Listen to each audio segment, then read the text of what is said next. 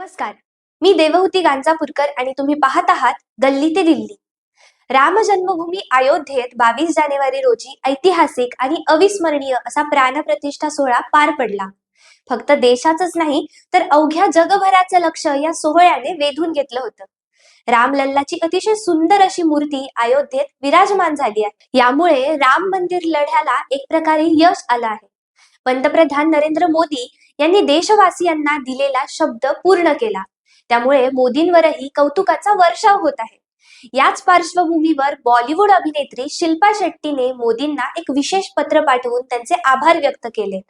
भाजपने शिल्पा शेट्टींचं हे पत्र ट्विट केलंय आणि म्हणलंय की सुप्रसिद्ध बॉलिवूड अभिनेत्री शिल्पा शेट्टीने नुकतंच पंतप्रधान नरेंद्र मोदी यांना पत्र लिहून त्यांचे आभार मानले आहेत.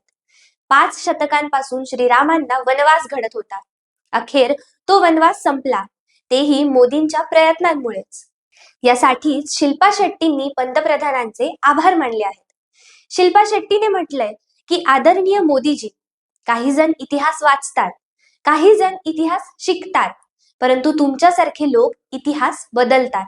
तुम्ही रामजन्मभूमीचा 500 वर्षांचा इतिहास बदलून दाखवला आहे.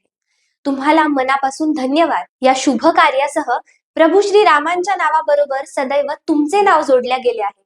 नमो राम, जय श्रीराम आणि शेवटी शिल्पा शेट्टी कुंद्रा असं लिहिलं आहे. याचबरोबर या पार्श्वभूमीवर तुम्हीही पंतप्रधानांचे आभार मानणारे पत्र namo@bjpcc.org या ईमेल आयडी वर मेल करा. काही निवडक पत्रांना आम्ही मीडिया प्लॅटफॉर्मवरती प्रसिद्धी देऊ असं आवाहन भाजपने केलंय.